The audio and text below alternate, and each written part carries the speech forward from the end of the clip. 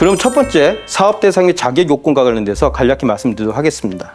저희가 이 영상을 통해서 소개해드린 내용은 모두 12월 초에 나온 농식품부의 영농정착지원사업 시행 지침에 근거하고 있음을 말씀드리겠습니다. 명칭은 청년농업인이라고 되어져 있습니다.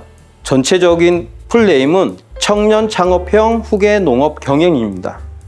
익히 아시는 분들은 본 사업이 후계농업경영인 사업에서 더 특수하게 구체화돼서 나온 사업이라는 것을 아실 것입니다. 그리고 2022년도, 2023년도에는 본 사업에 대한 명칭을 청년 후계농이라고 표현을 하였습니다. 그래서 여러분들께서 필요한 자료를 혹시 검색해서 보시려고 하신다고 하면 검색어에 청년 후계농으로 검색하심이 보다 나은 자료들을 폭넓게 보실 수 있는 가능성이 있습니다. 그래서 2023년도 이름도 함께 변기를 하였습니다. 정의를 보시면 특별시장, 광역시장, 특별자치시장, 도지사, 특별자치도지사가 좀 길게 표현되어 있는데 앞으로는 이거를 시도지사라고 표현을 하겠습니다. 시도지사가 청년 농업인의 영농계획서만을 평가하여 대상자로 확정한 자를 청년 농업인이라고 합니다. 이 시도가 기본적으로 청년 농업인들을 선정하는 기본 단위가 되겠습니다. 그래서 표현이 그렇긴 하지만 지원하시는 분들이 전국적으로 경쟁을 하신다라고 보시면 안 되고요. 시도 단위에서 경쟁을 한다. 그렇게 보시는 거가 더 좋겠습니다.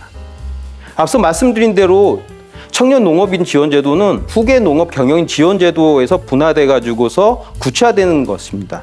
일반 후계 농업 경영인으로 신청하셨던 분들도 청년 창업형 후계 농업 경영인 청년 창업농으로 다시 지원하실 수는 있긴 하지만 2024년도에 두 가지 사업을 동시에 중복 신청하신 건 불가하다는 것을 꼭 유념하시고 본인이 어떤 사업에 더 맞는지 판단해서 결정해 주시기 바라겠습니다.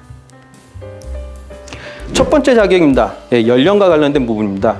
청년이라는 용어가 앞에 붙어 있기 때문에 이 연령과 관련된 부분이 첫 번째 기준으로 제시가 되는데요.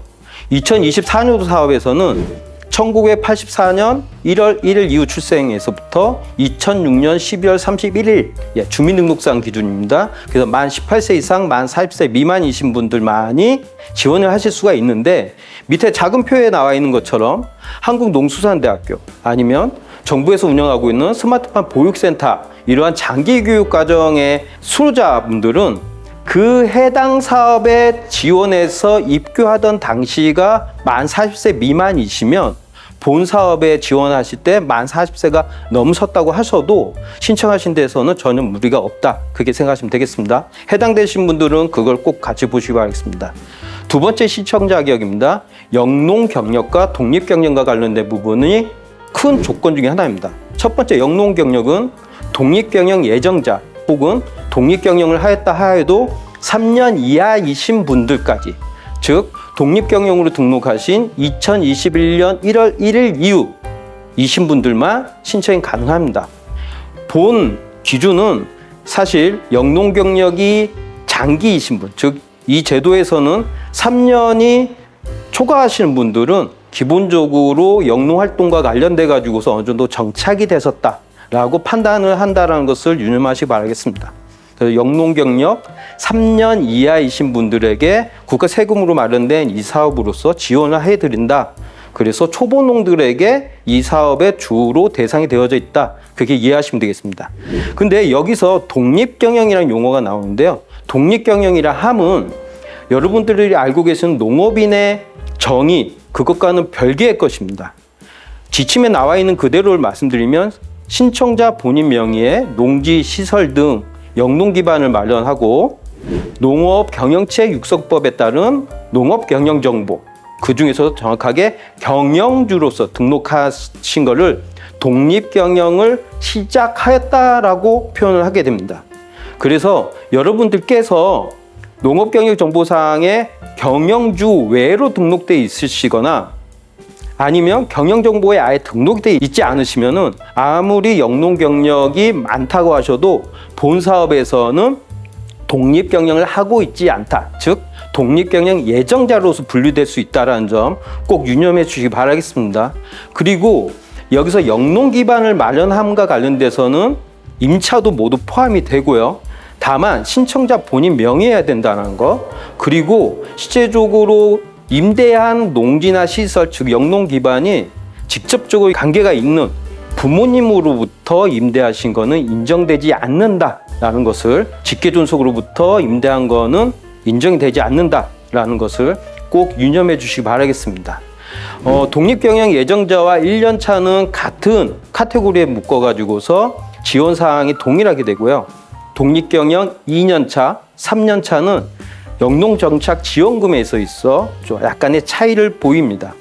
그리고 해당되신 분이 있으실 것 같아서 지침사항에 나와 있는 내용을 추가적으로 하나 말씀드리도록 하겠습니다. 부부이신 경우에는 부부 중 한 사람이 농업경영체 경영주로 등록되어 있다 하시더라도 신청하신 분의 기준으로 영농 경력이 3년 이하이시면 신청하시는 데 있어서 저는 문제가 되지 않습니다. 다만 부부 중에 한 분이 청년 농업인으로서 기선정되어 영농정착 지원금을 받고 계시다라고 하면 독립경영을 그 배우자가 따로 하셨다고 하셔도 사업에는 신청하실 수가 없다라는 부분도 같이 눈여겨보시기 바라겠습니다. 세 번째 기준입니다. 자격입니다. 남성의 경우에는 병역 필도는 병역 면제자이셔야 됩니다. 물론 후계 농업 경영인으로서 산업기능요원 복무자로서 결정을 통보받으신 분들은 신청이 가능합니다. 그렇지만 산업기능요원으로 복무하신 기간은 본 사업에서 이야기는 의무 영농 기간에서 산정할 때는 제외된다라는 점. 해당되신 분들은 본 내용들 잘 알고 계실 겁니다. 예, 그런 부분들에 대해서 표현하고 있다, 그렇게 하시면 되겠습니다.